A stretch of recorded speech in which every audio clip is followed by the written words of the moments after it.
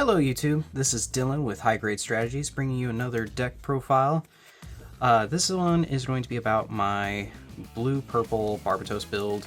I had actually been working on this once before, right before the Vegas event, and then come to find out that the main, I guess, problem deck at Vegas was the Barbatos build. Now, there's been a lot of variants and everything else.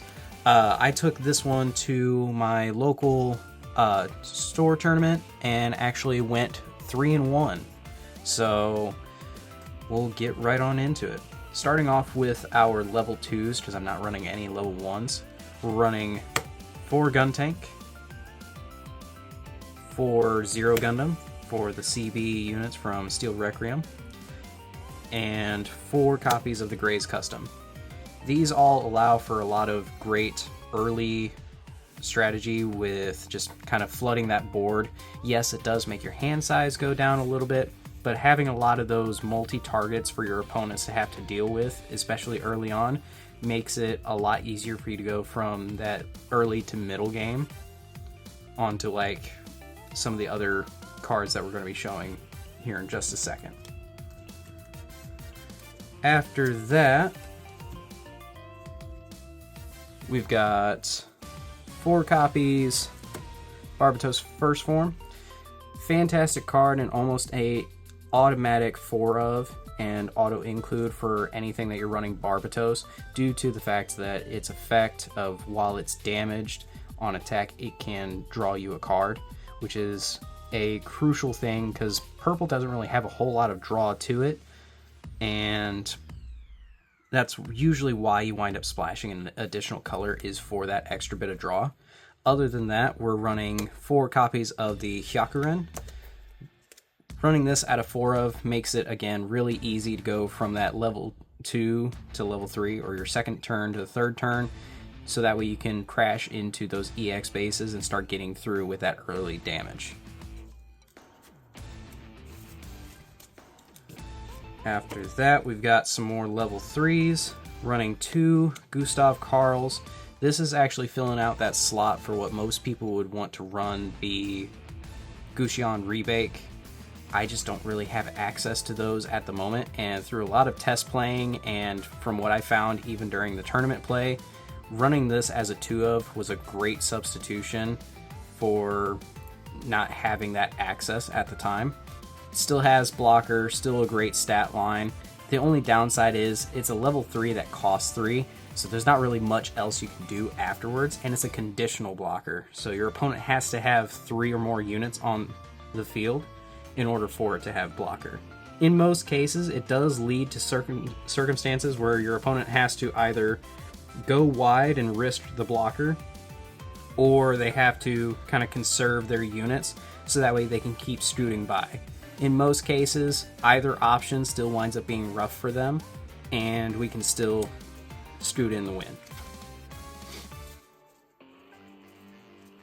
After that, just because, again, don't really have all the resources for it, we've got 2 Barbatos Adept.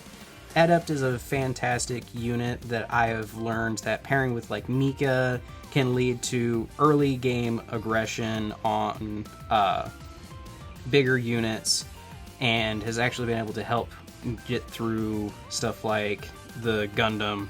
It's also helped me get through Wing, and a lot of other test plays have just resulted in really great matchups, especially when you link it with Mika. After that, we've got 3 copies of Anksha. Most people say to run a 4 of when it comes to the Anksha, and I understand why. It's just because of the limited resources that I have. The Anksha is currently a 3 of, plus it also opened up some slots for me to run other things that I needed to replace for not having the resources for other units. After that, we go into 2 Gundam NT1s. Again, absolutely fantastic pinger, and if you wind up getting a unit with that last little bit of damage from this, it is great to draw that additional card, so it winds up being that extra draw support for this deck. And again, it's just about as good as an RX. The only difference is the cost and level are up by 1, and it has 1 additional AP.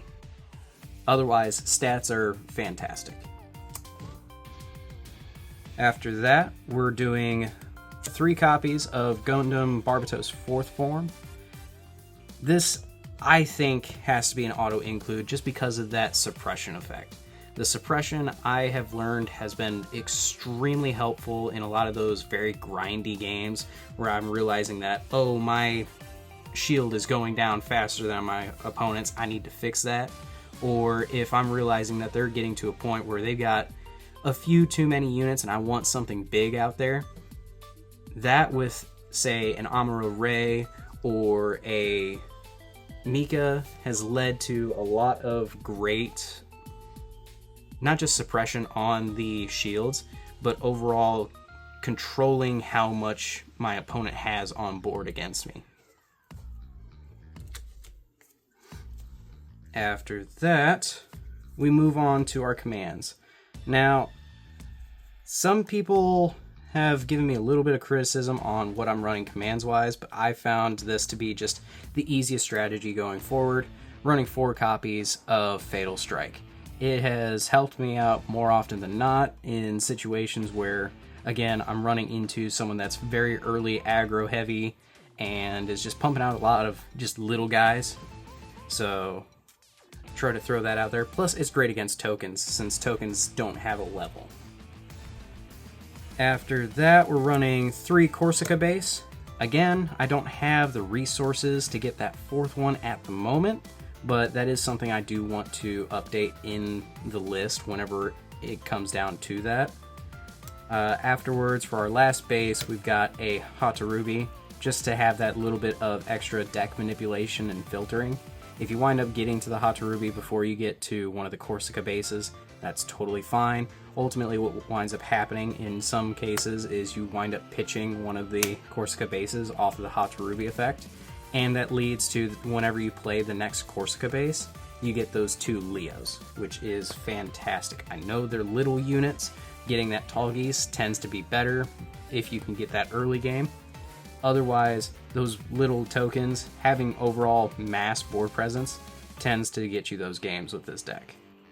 Afterwards, we're playing 2 Lofter Franklin. This is mostly going off of the idea of there's always going to be some form of blocker at one of these tournaments. This is kind of just in there for that added little bit of evasion, in a sense. So you can throw this on the 1st form, you can throw this on the 4th form, whatever it be, to start getting that extra bit of damage through, or to draw cards, whatever it needs to be. It's just a great overall tech piece.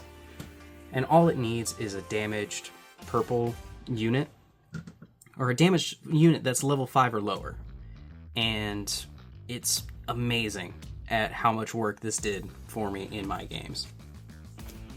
After that, we run into the stereotypical must-have pilots for the deck. 4 copies of Mika and 4 copies of Amuro Ray. Yes, I do understand I am not running the RX in here. I honestly think you don't have to. Yes, RX is a fantastic unit, but if you don't have access to those RXs right now, I'd say run this list as it is currently, or whatever you can find to fit the list a little bit better, whether you go 4 NT1s, 3 NT1s, whatever it be. But the 4 Amuros are fantastic on pretty much any unit in this deck. You wind up slapping that even on a little thing, that still rests an opponent's unit that has 5 or less HP. And then of course we've got Mika over here that is just a great enabler for all of our stuff that requires that 1 bit of damage, say for the Lofter on a unit, or your Barbatos 1st form or 4th form.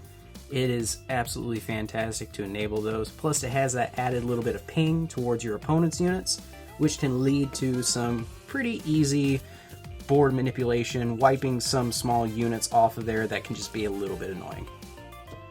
Other than that, guys, as always, make sure to support your local game stores. Again, the tournament that I went over to with this was over at Impact Gaming Center, so a big shout out to them.